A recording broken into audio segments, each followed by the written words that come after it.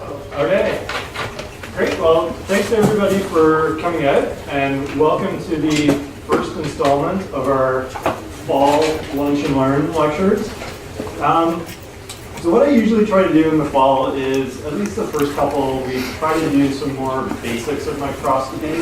And so what I'm going to talk to you today about is how a microscope works, and I'm mainly going to focus just on a really basic light microscope.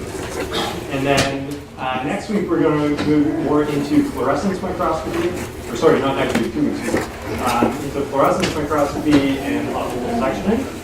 And then after that, we have some guests coming on November 14th. It's a company called Light Canvas who's using tissue clearing, and they've got some advances in antibody labeling for clear tissue. So we're going to talk to them a little bit. And they're going to have some equipment as well, either on hand or they're based in Cambridge, so you might just be taking your samples over there. But they're going to be ready to do some demos and things like that with you if you'd like.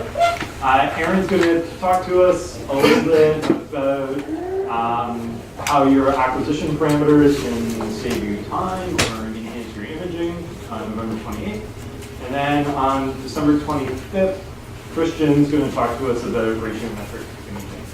So if anyone hasn't met Aaron, Aaron's a new imaging specialist sitting up at the front here. And if you haven't met Christian, he's not here right now, but he did make sure the pizza was here for us. So when you see him, you should say thank you. He's our new Zeiss embedded specialist. Aaron and Christian are both awesome. They're both really knowledgeable about microscopy. They're in my old office right close to the HCBI. So if you got some questions or anything like that when you're in there, feel free to find any of us and you can let us know what's going on. Okay.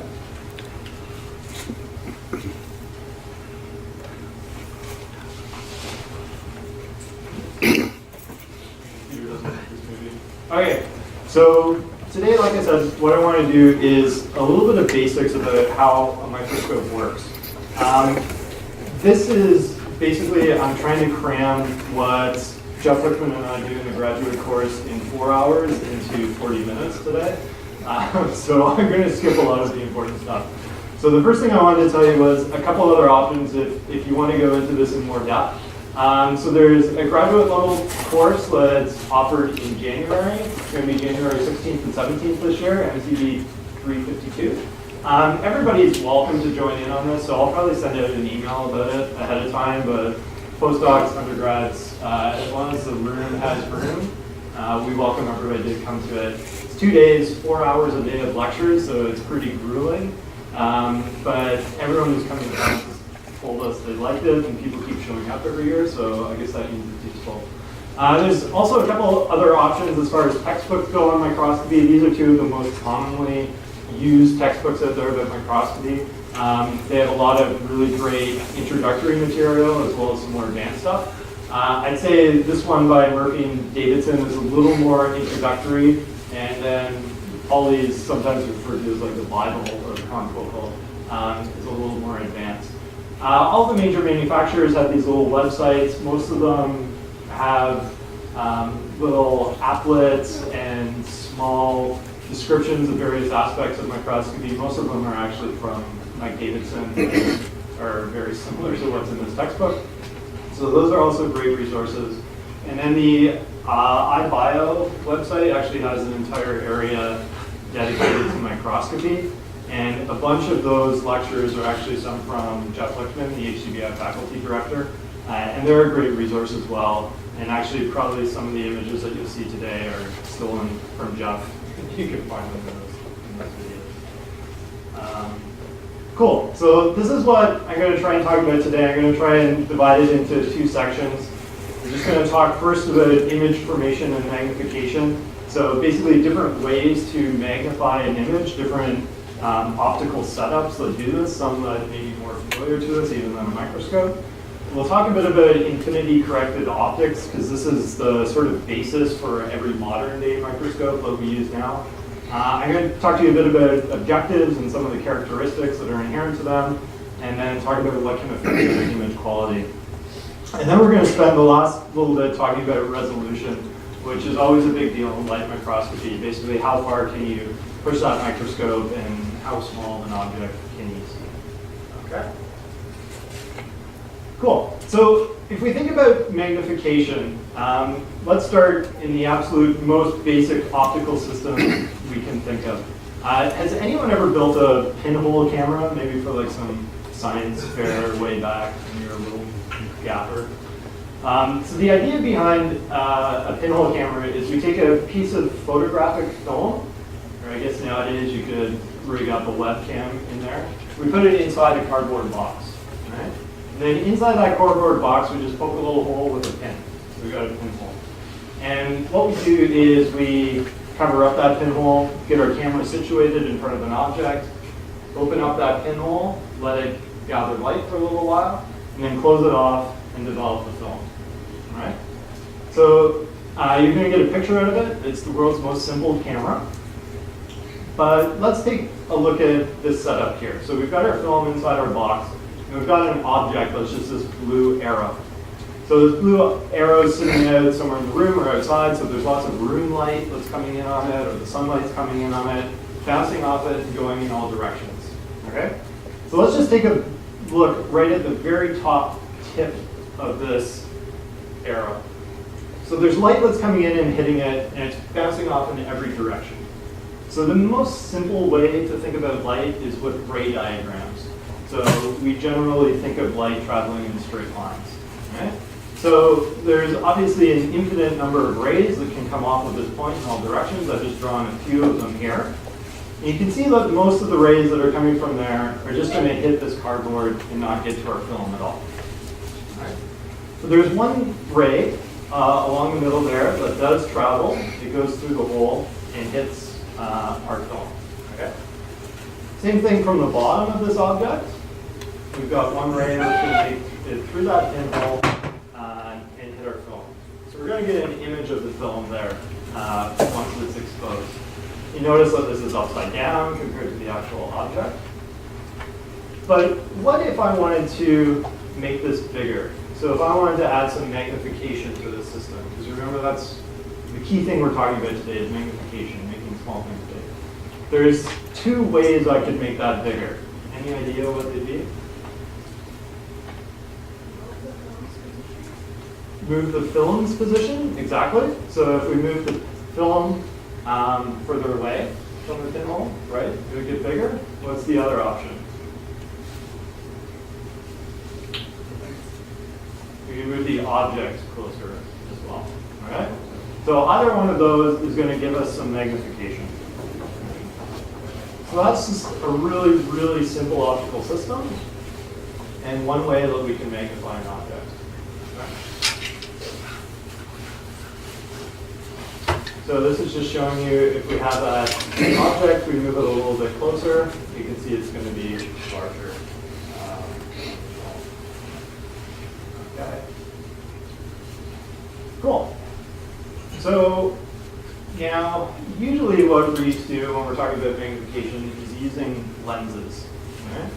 So what happens with an actual lens? How do we focus light with a lens? Well, if you want to think about this light, what's coming from this side over here, it's going over here. We want to get our light from point A to point B. Obviously, we know the fastest distance between those 2 points is a straight line. So going just straight from point A to point B, that's the quickest way to get between these two spots. Now, if we take a look at the light that's coming up here, it's going through this lens and then coming down to point B. This is obviously a longer path. So that should take the light longer to get there. But that's not what we want with the lens. We want everything to get there at the same time and be focused. So what we do is we create a lens that's a little bit thicker in the middle and thinner on the edges. And this lens is made out of a material that has a higher refractive index than air. Right? So it's made out of glass. And what that means is it actually slows down the light as it passes through. And so what we can do is this light that's taking this really short path, it has to go through the thickest portion of the lens, so it gets slowed down the most. And the light out here at the edges goes through the least amount of glass, so it gets slowed down the most. And what this ends up doing is that the amount of time it takes to get from A to B is the same through this path as it is through this path. And that's actually the basis behind how this focusing works. The real details behind it are a lot of quantum optics, which we'll avoid today. But basically, this is the idea, is that if you take material with a high refractive index, you make it fat in the middle and thin in the edges, it's going to refract that light out of the edges a lot more, and all of this light is going to end up at your focal point. Okay? So this is called a positive lens. You can see it's nice and convex, and that's what we're going to use in all of our microscopy systems, or all the magnifying systems that I'm going to talk about today. So just a quick introduction to how we figure out where our light or where our object ends up, where the image of our object ends up once it passes through one of these lenses.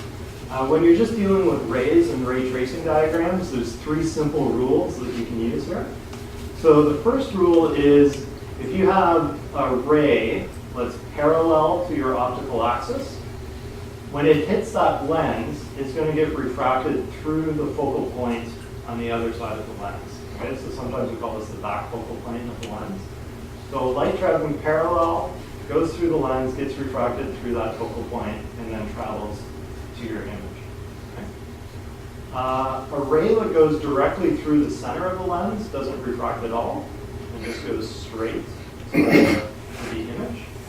And then any ray that passes through the focal point on the same side of the lens as the object, once it hits the lens, it starts going parallel to the optical axis. Okay? So by drawing these 3 rays, we can figure out exactly where the tip of this arrow will be in our image. All right? So we don't have to draw all the infinite number of rays that are going in that direction. We just need these 3 to figure out where any point on our object is going to end up in the image plane. So why is that important? Well, let's take a look at this diagram. So here our object is sitting at twice our focal length, exactly twice our focal length. All right? And we have an image over here, which is exactly the same size as our object. So if I wanted to use this lens to magnify our object, what would I do?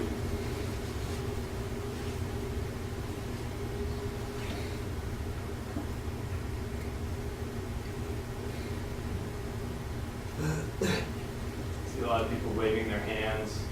Appear to be waving them this way. So if we move that object, this little arrow, a little closer to that focal point, so that's what's done down here. You can see it's just moved just a little bit. We get a larger image. All right?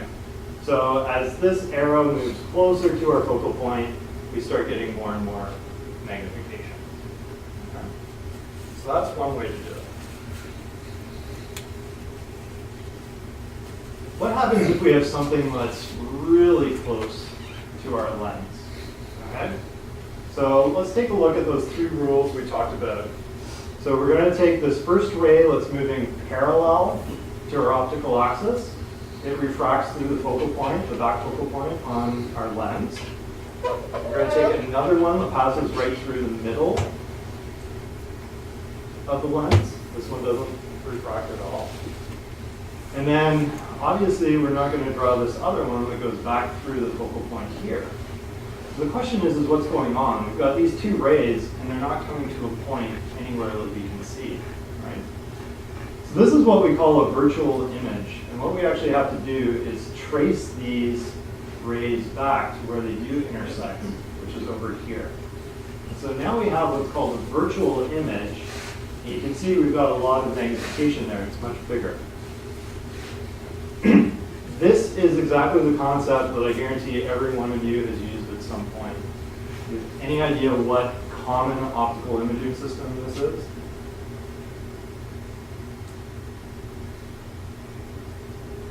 This is a magnifying glass. All right? So when you have a magnifying glass, you position the lens of your magnifying glass so that your object is closer to the lens than the actual focal point of that magnifying glass. the light that comes back and goes through your lens, once it's going through your lens, the light from a single point is actually diverging. And what happens is your eye then and your brain interpret that as, okay, I've got to find a point where these two lines actually intersect. And it looks through, essentially looking through the lens, and makes a larger imaginary object on the other side of the objective, or the lens. Right? So that's what's going on when you use a magnifying glass. So now we've covered what happens when you put something really close to a lens. And we kind of talked about this a little bit before. What happens if something is really far away? So we talked about when we were exactly 2 focal lengths away, we had an object that was the same size. If we moved it closer, the image got bigger. Obviously, what's going to happen if you move it further away? It's smaller, obviously. So again, we can draw our rays in there. And now we get this little object down here. Okay? So can you think of an optical device that magnifies something that is very far away? Telescope. Very good. So this is half of a telescope, but obviously we've taken our object, let's call it an arrow-shaped star, and we've made it smaller, and that's not what we want to do. So what we're actually going to do is now we're going to combine that magnifying glass idea along with our first half of our telescope. So we're going to take a second lens, and we're going to position it so that this image is actually closer than the focal point. So these two lenses are sharing the same focal point here. And now we magnify it. So now we have our eye out here viewing into our telescope, and now we have a magnified arrow. Okay. And this is exactly how a telescope works. So we have a lens up here that's considered our objective lens, and then we have another lens that's considered our eyepiece. So what I've done is I've shown you 3 ways to magnify something. So we can use no lenses and just shift basically our film and our object, the distance between them, to create magnification. We can use a magnifying glass, which just has a single lens and has your object really close to that lens. Or we can use 2 lenses and an object that's really far away and create magnification. So which one of these principles do you think our microscope uses? Fair warning, it's a trick question. There's actually none of these. So this is what's happening in your microscope. At least in the case of infinity-corrected optics, which, like I said, is what all modern-day microscopes are based on. So here's our objective lens. Here's our sample. In an infinity-corrected microscope, you place your sample exactly at the focal point of that objective. Okay? So if we go back to drawing our rays again, we're going to have something interesting happen here. Okay, so our first one was going parallel to the optical axis, refracts through the back focal point, and we get you can see where the top of our image is going to be. But now if we draw our second line, that's going straight through the middle point of the objective and not refracting at all, it lands down here. So what that means is we're actually not forming this image at all. That arrow, I probably shouldn't have even put it there. Because you can see these rays are not converging. Are they diverging? No, they're running exactly parallel to one another, right? So this is exactly what's happening inside your microscope, and we call this space where these rays are parallel, we call this infinity space, because essentially these rays can just continue forever. And so what we actually do in the microscope, this is just showing you that third ray, is we bring in a second lens. Okay? So what we're going to do is we're eventually going to have a second lens here to collect all these parallel rays. But what's interesting about these parallel rays is the angle of the parallel rays actually encode your position within the sample plane. So if we look at this position right here in our sample plane, we've got parallel rays going parallel to the optical axis. Okay? If we look at this point up here, our parallel rays are going down in this direction. And if we look at a point down here, we get parallel rays going in the other direction. And this is just a cross-section through the lens. And this is, remember, this is actually happening in 3 dimensions. So if you had, say, a point out here, then you'd have parallel rays going into the plane. Okay? So now what we have is these different angles all encode an actual position in our sample. Okay? And now we're going to stick in another lens. We call this our tube lens, that is then going to collect these parallel rays and focus them onto our image plane. So essentially what we've done is taken positional information from our sample, converted it into an angle, and then focused it back into a position on our image plane. And this area here becomes really important because this is what we call infinity space. And what that means is that we can move this objective back and forth to focus in our sample, and all of the rest of our microscope can stay in place. It doesn't have to move. All right? The other thing, and we'll talk about this more in the next lecture, is in this infinity space, we can jam in all kinds of things like polarizers or fluorescence filter tubes or things like that, and it's not going to distort our image at all, but it's going to allow us to make our microscope a little more complex and do some more fancy imaging. So if we just think about a standard light microscope, there's one more lens that we have to put in here, actually 2 more lenses. So here's our objective lens and the tube lens, which I just showed you on that last diagram. We also obviously have an eyepiece on our microscope, and then we all have a lens inside our eye. So this is just the same idea of what's going on before. So we've got our sample sitting down here, and that sample, we have obviously some positions in that sample that we want to image. And once that goes through our objective, it gets converted into an angle. Goes through the tube lens and gets converted back to a position.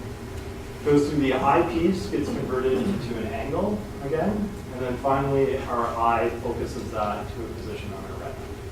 Okay? So this is what's happening just in a standard transmitted light microscope with infinity corrected optics. So how do we get some magnification there? This is a very interesting question. And I'm not going to go through all the complexities of this, but basically what we have here is 2 objectives.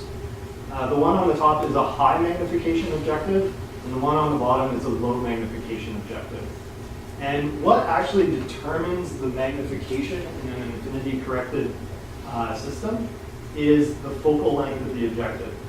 So you can see here that here's your sample plane. This is a relatively short focal distance compared to this one here. It's longer. Same, this is the back focal plane, so you can see this should be an equivalent distance to this from the middle of the objective. And so when you have a short focal length, you actually get greater magnification. And when you have a long focal length, you get smaller or less magnification. So it's the working distance or the focal length of your objective that determines magnification in an infinity corrected system. Okay. So everything I've shown you so far just shows your objective as being this single lens, and that's obviously not true. Objective lenses are really complicated. I'm going to show you an image a little bit later of this guy cut open, and so you can see all the different components that are inside of it. But it's really important to know your objectives, and there's a lot of information that's written just right on the outside of them. And this is fairly consistent from manufacturer to manufacturer. So basically, your objective is going to have, say, like a type. Let's call it a type of objective.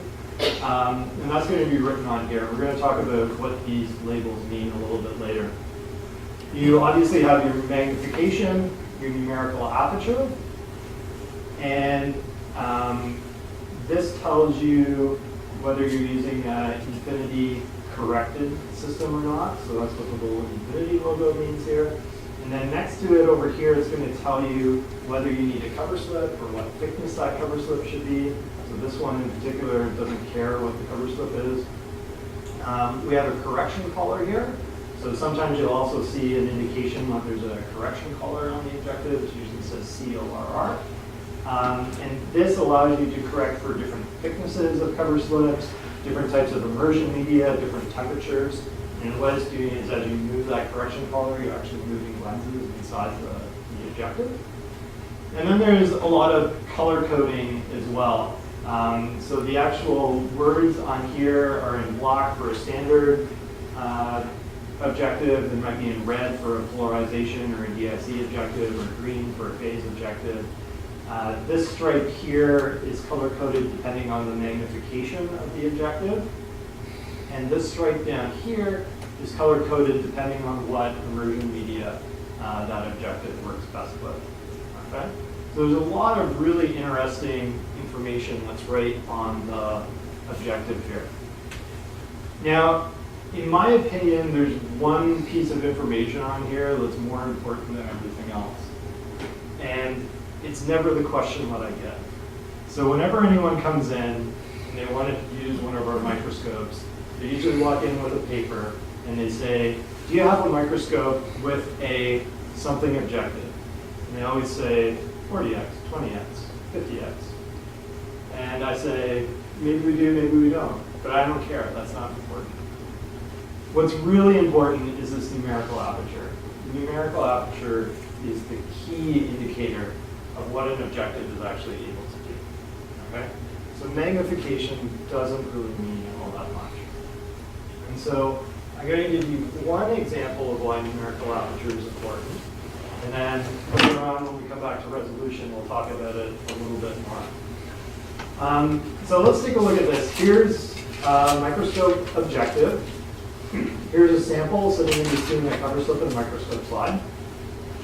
And we've got some area of that sample that we want to image. So let's say it's a fluorescent sample, fluorescently labeled sample. We've got a fluorophore right here close to our cover glass.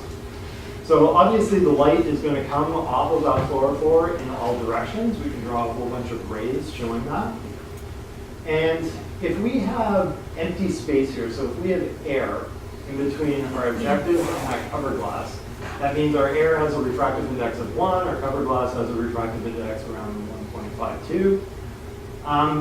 Some of the rays that come out of that fluorophore are going to come at an angle that creates something called total internal reflection at the cover slip here.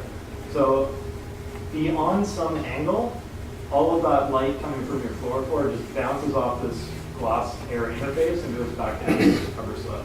It never gets to your objective. Okay?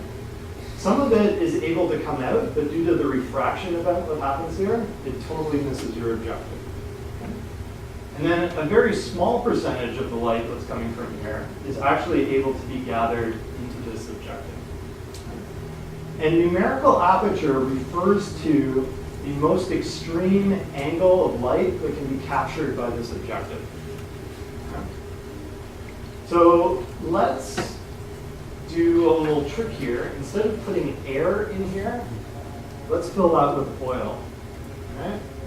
So if we put microscope oil in here, we now have pretty much the same refractive index between our cover slip and that oil. So we're not going to get very much refraction at this interface here anymore. You can see now that we get many more of those rays of light being collected by that objective. Okay? So obviously if you're collecting more of that light, your image is going to be a lot brighter. Okay? You're also going to have a lot higher resolution. We'll talk about that a little bit later. But you can see here that numerical aperture really plays a big role.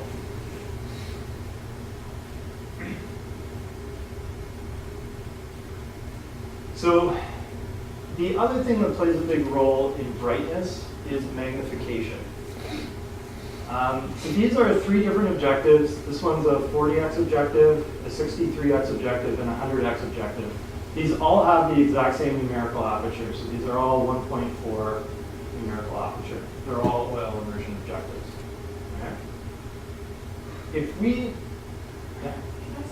So your image brightness, like I said, is related to the numerical aperture of the objective. It's actually to the square of the numerical aperture. So you can see even a small increase in your numerical aperture can make your image a lot brighter.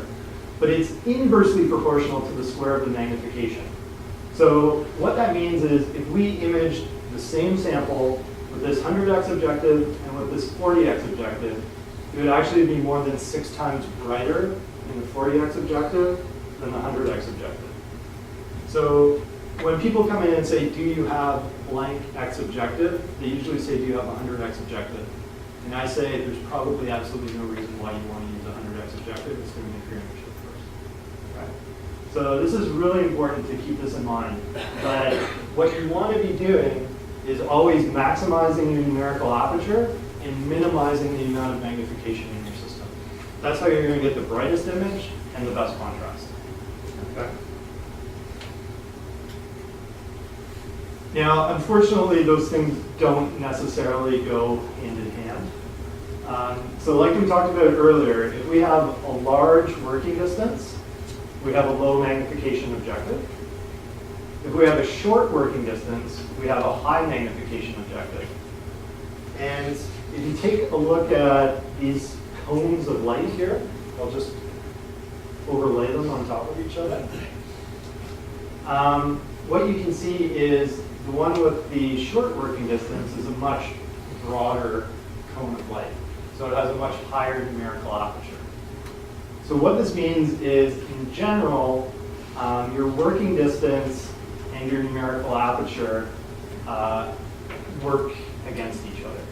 Okay? So to have a long working distance, you generally have a low magnification and a low numerical aperture.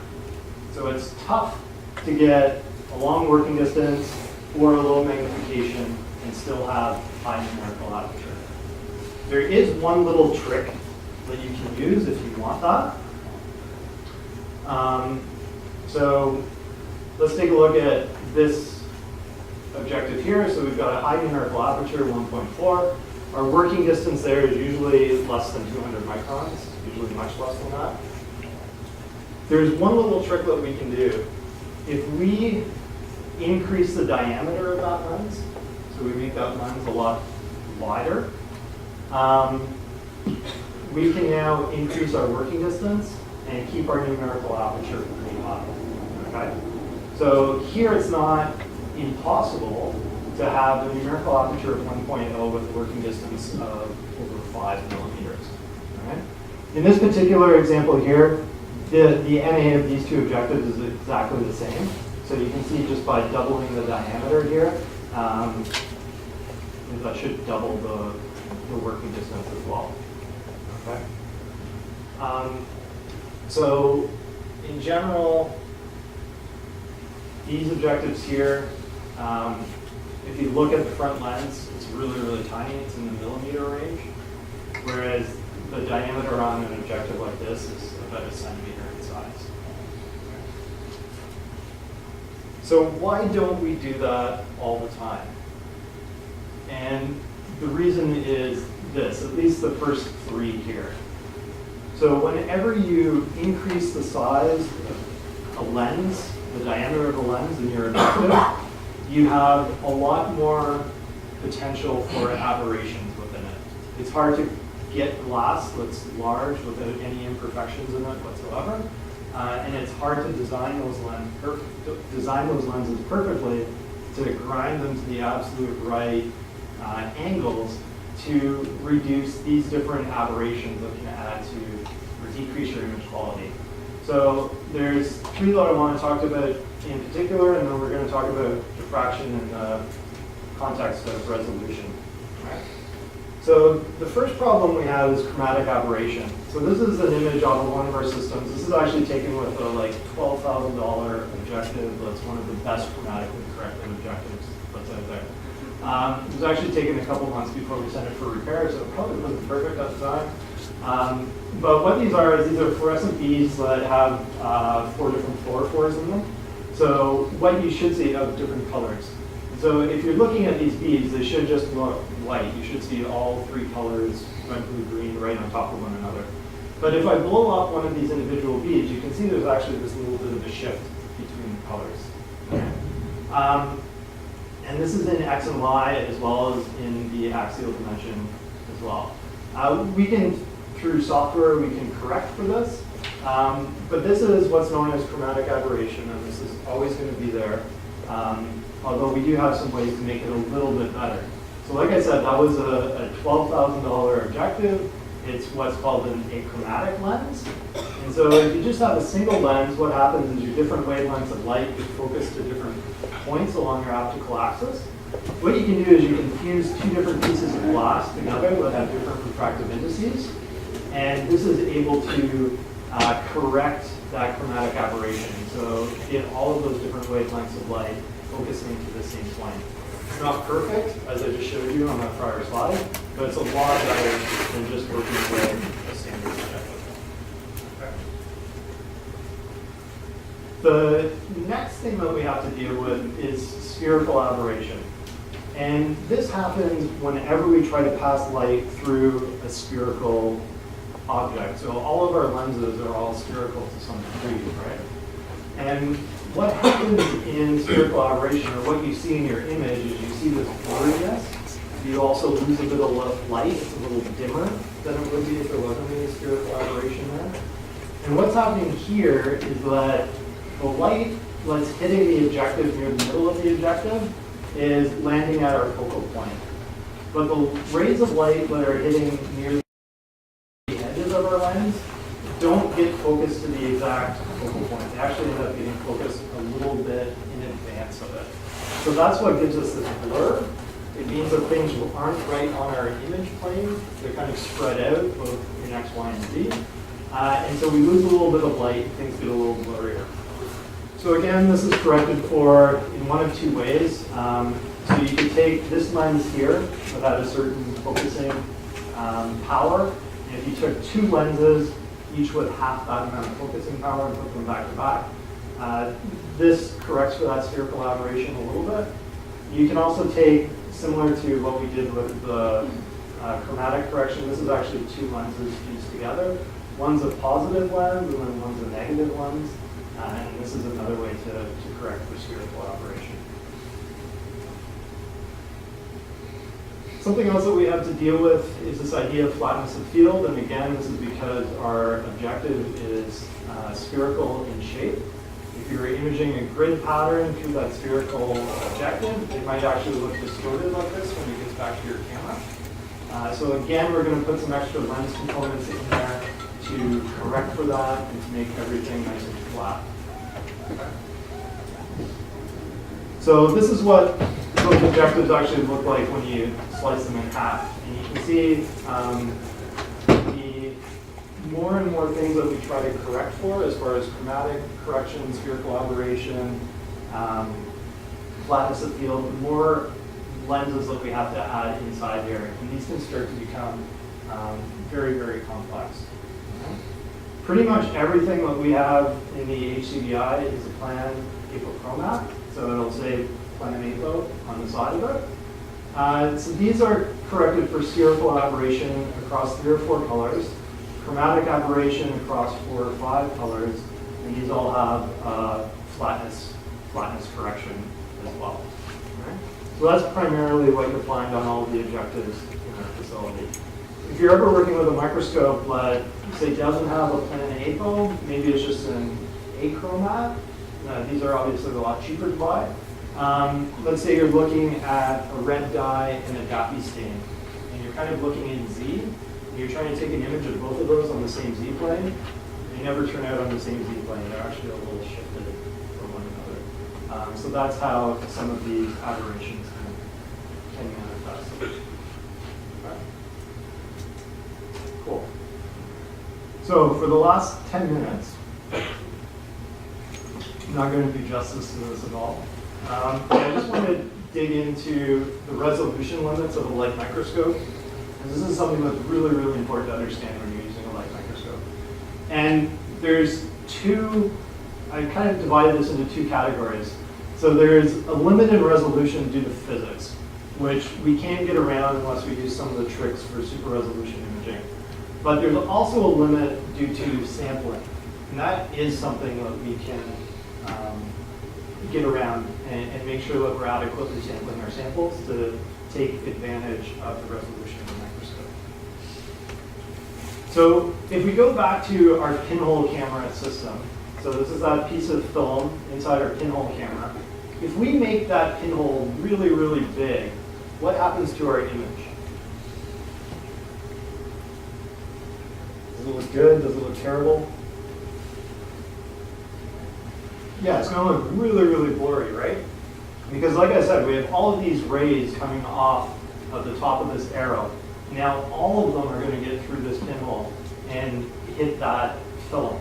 So this point of light right here from the top of our arrow is going to be blurred over a really big area on our film, okay? So that's going to look terrible. We don't want to do that. What happens, so this is the pinhole size that we had before, where we were just letting a little bit of light through, getting a really nice image on our film. What happens if I make that hole smaller?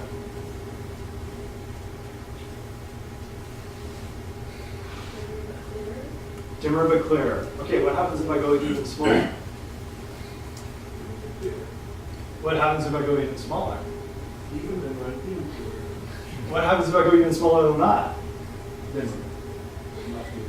Let's say I get to a little less than the wavelength of light. Actually, no, sorry, you had the right answer. Yeah, you said it gets dimmer but not clearer. Yeah. So at some point, what's going to happen is our light is going to start to diffract as it goes through that really, really tiny hole. And what that means is it's going to bend and things are going to get blurry again. Right? So there's some limit to the resolution of this pinhole camera system. I should say it gets a lot dimmer and only a tiny little bit clearer.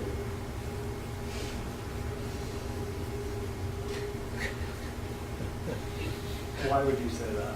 If you look at the curve, it still goes down.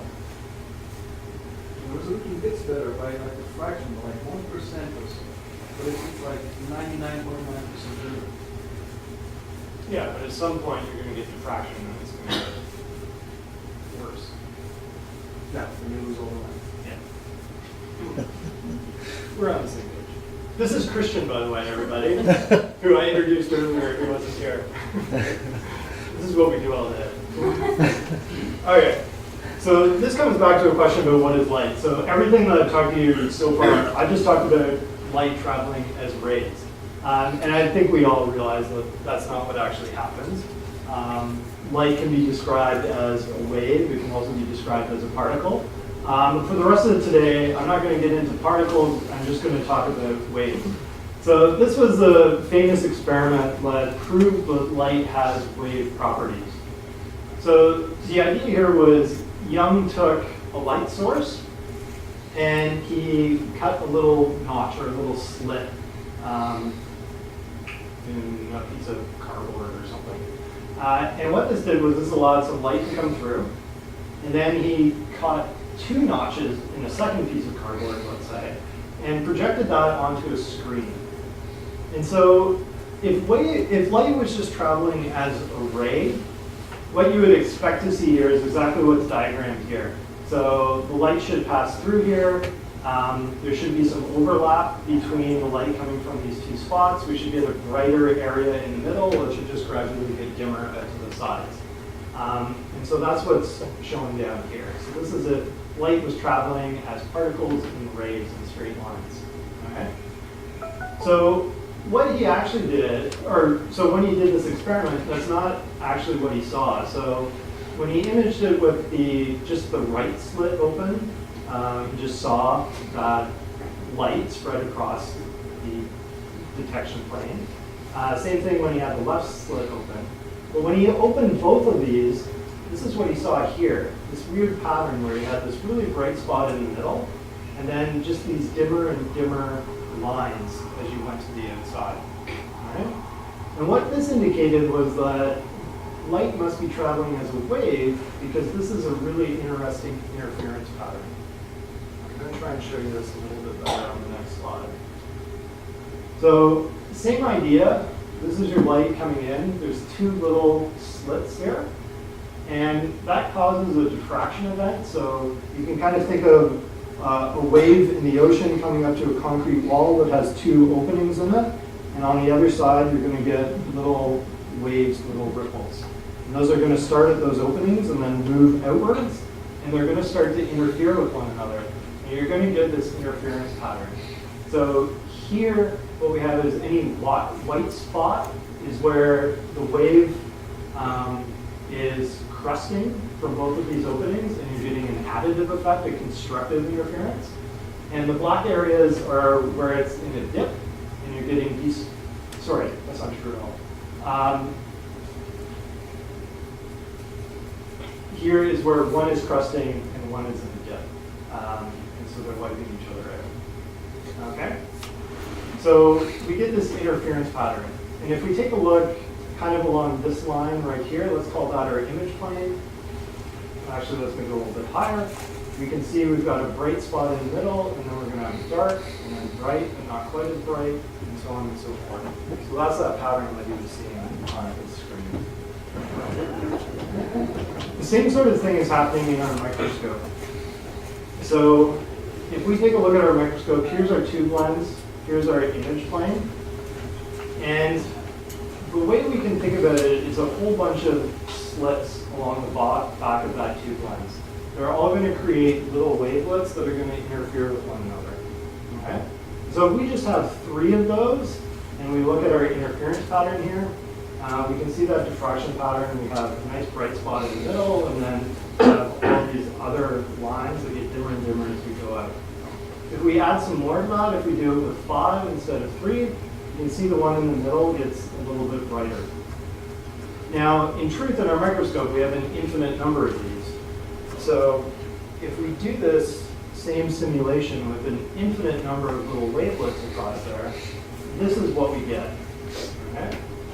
Now, does this kind of hourglass shape here look at all familiar to anything that you've seen in microscopy before? Have you ever seen an image of just a single fluorescent bead in a microscope? This is what we call a point spread function. Okay? And this is in the axial dimension, so this is in xz. And this is what an infinitely small point of light looks like in our microscope when we image it. Okay? So once we have lots of these little points along here, and we have all those interference patterns, we still get most of our light concentrated in the middle here.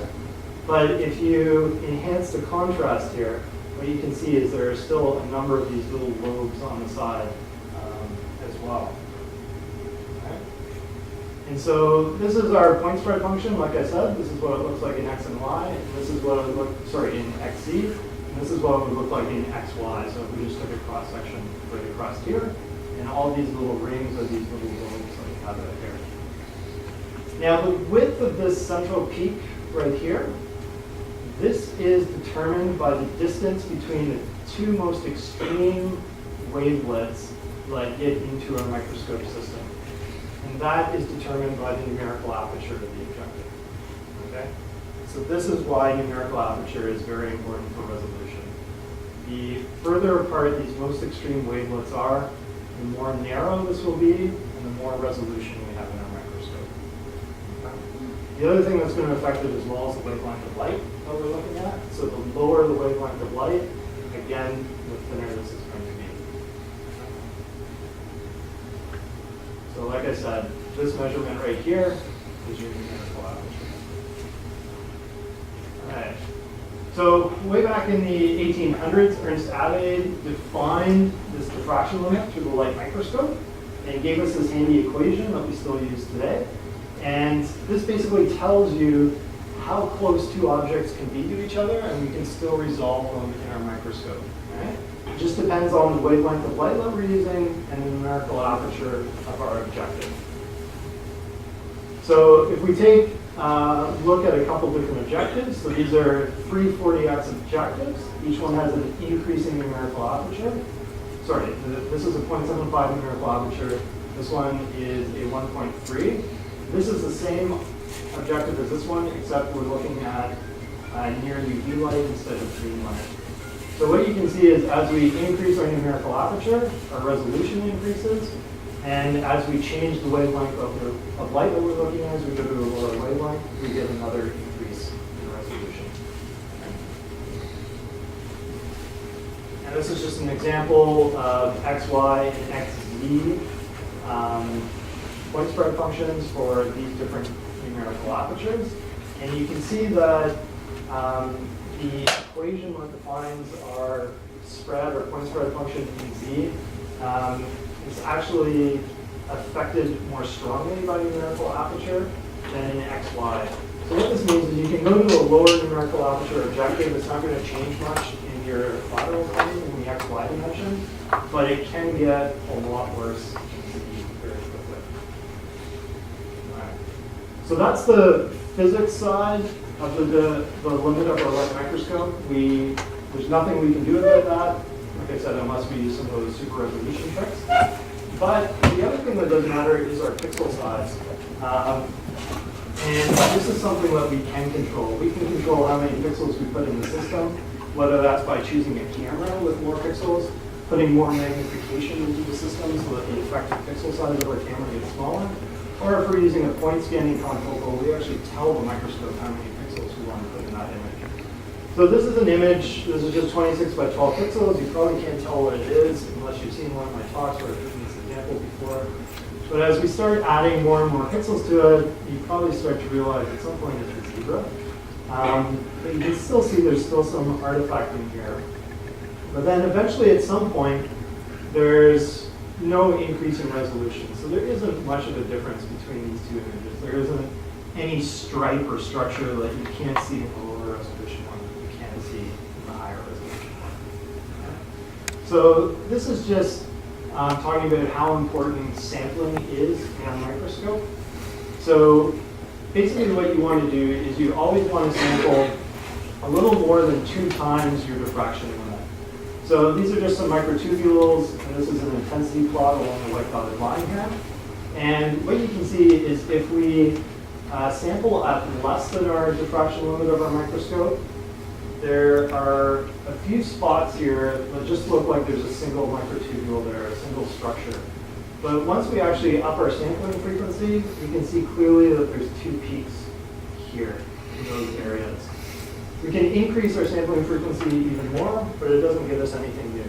We're still just seeing the same 2 peaks because we're still limited by the resolution of that microscope beyond that. So you always want to try and keep your pixel size at about the achievable resolution of your system divided by 2.3.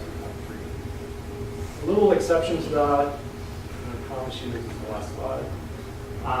It's just if we're dealing with a camera, just remember that the distance across pixels in X and Y is shorter than the diagonal distance across them. So here, you probably want a sampling frequency more about 3 times more than in the diffraction limit. So if you get those pixels too big, you're going to get that pixelation. If you get them just right, things are going to look good. If you make them too small, you're losing a lot of light, and you're not going to be able to see your image. It's going to be really nice and good. Okay? Cool. So here's what I kind of wanted to cover over today's lecture and one in a couple weeks, and here's how well we actually did. So basically, I think we got image formation down pretty good and what affects the quality of an image. I hit this stuff really quickly. We didn't look at this at all.